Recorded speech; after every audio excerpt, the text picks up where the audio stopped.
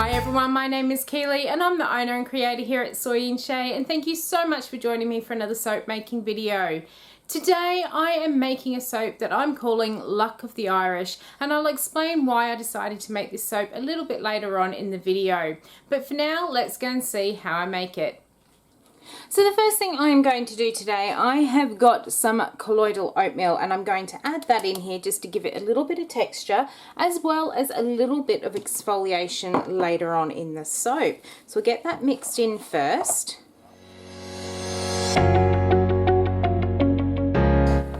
Alright, so now we've got our oatmeal mixed in, I am going to pour in my sodium hydroxide and distilled water solution, and then I'm going to mix it until it comes to emulsion.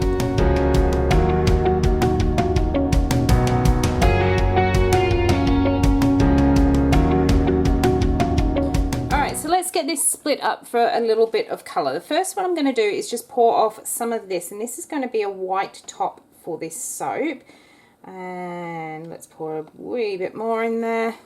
And then the other jug here I have got some wild orchid mica, and I'm going to pour a little bit in there so we can do a drop swirl into this soap. And then into the big bucket we are going to make this one into a black soap, and that is because we are doing oatmeal and stout for the fragrance oil, and generally stouts are a really dark colour, and if you've ever watched a stout that has just been freshly poured and is waiting to settle in the jar, you always get this sort of browny copperish sort of colour as it's all starting to settle down. The first thing I will do actually, before we get the stick blender dirty with the black, is I'm going to put in some titanium dioxide into this one for the top, and then I'm going to mix these colours up before we add in the fragrance oil.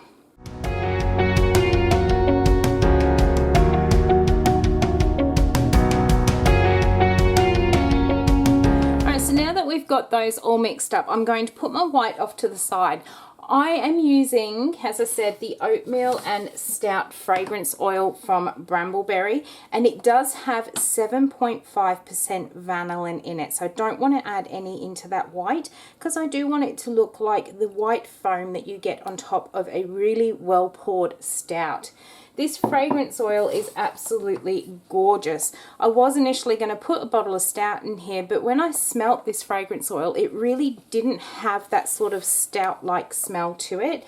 It is described on the website. Let me get my notes here.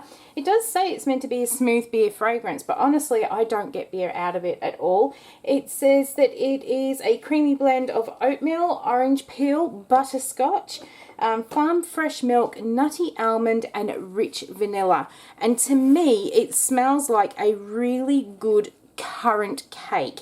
You know, really rich suet pudding style cake with lots of currants through. It really is very nice and really isn't very beer-like at all.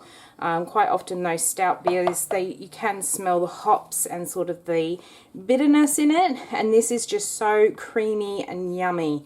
So I thought I won't add the stout in here, and we'll just kind of go with the flow of the fragrance oil here. It has loosened these up a little bit, which is really nice. We are just going to do a very simple black base with the drop swirl of this sort of bronzy browny colour, and then I am going to put a white topper on the top. So I'll go and grab the mould and we will start pouring it in.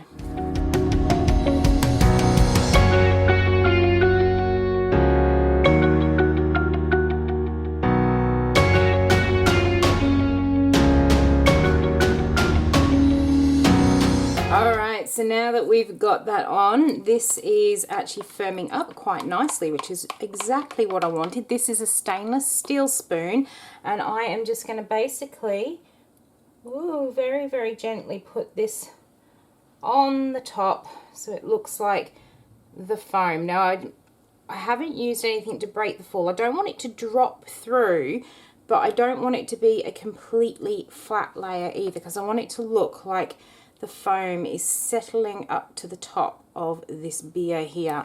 This is actually runny enough so hopefully we won't get any air pockets, but is also thick enough as well that I can actually texture it and get that look that I am after. So let me get all of this soap out and onto the top. And then we have some little embeds to go onto the top of our Luck of the Irish soap. Alright, so that is now all nicely in there. I'm going to give this a bit of a spritz with some of the Gold Extravagance mica, because I always associate gold with the sort of Irish things, and that just gives it a really nice sheen on the top and does protect it a little bit from some soda ash. Alright, the next thing we're going to add are our embeds, which we made in the behind the scenes video this week, and they are little 4-leaf clovers that we made using some soap dough and a cookie cutter. So I'm going to place one of these onto each of the bars, and hopefully I did actually make them so that they were going to each have their own little 4-leaf clover, and we won't have too much cutting when it comes time to doing it.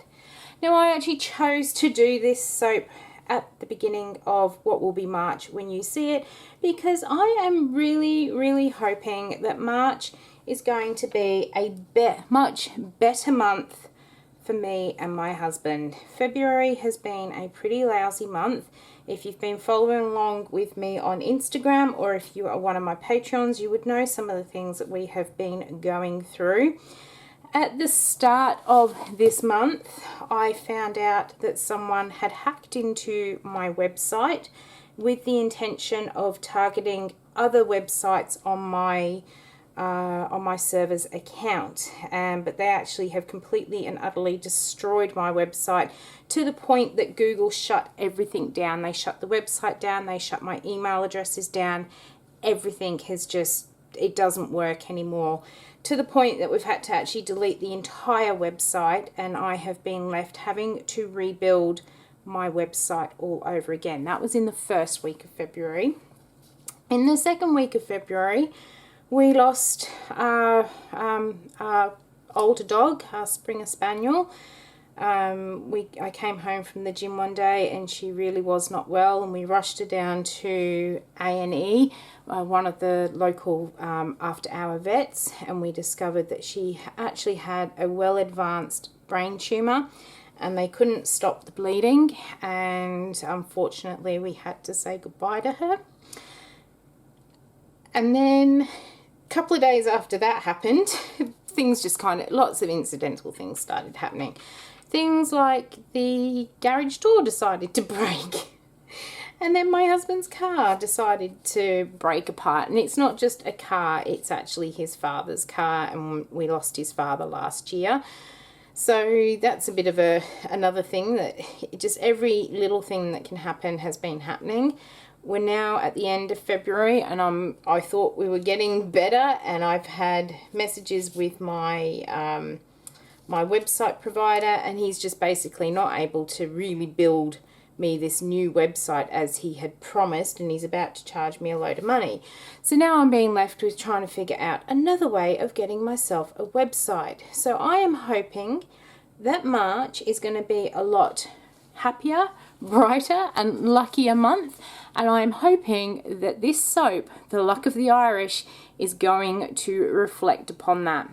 So what I'm going to do is I'm going to leave this one sit here for the next 24 to maybe 48 hours, depending upon what the weather does.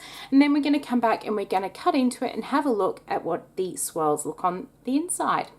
So it's been a couple of days since I made this one, and it is now ready to cut open. It has come up in a beautiful dark black colour. It's been quite warm here, so this one has gelled naturally by itself. I'm going to pop this down and we're going to see what swirls we've got on the inside. Just get it all lined up on the end of my cutter here, and there may be a few little casualties with these little clover leaves, but most of the bars will have a full one on there. So we'll just go through slowly so we don't do too much damage, and keep going. This is actually firmed up quite nicely. We are almost there, and then we will take a look on the inside. Alright, so let's take a look at this end piece here, and this is the inside of Luck of the Irish. The swirl in there is very subtle because of the black and that dark brown, but it really does give it that sort of image that it's a poured stout that is all settling and swirling around in the glass with that nice cream foam on the top. And then we have our little 4-leaf clover on the top of the bar as well. It is smelling really, really good. And as I said, it smells more like a cake than an actual bottle of stout. So although this one is probably going to appeal to the men more, it's not too much of a manly beer smell that women would be put off by it. I know I'd certainly want to use a bar of this one. It just smells so yummy. Just peel a bit of that green off there. So I am really, really, really pleased with how this one has come together. I hope you have enjoyed watching how I made my Lock of the Irish. If you did, why not leave me a thumbs up and any comments down below. If you've got any questions, I will get back to you as soon as I possibly can. And until the next video, I hope you have a good one and I'll see you then. Bye.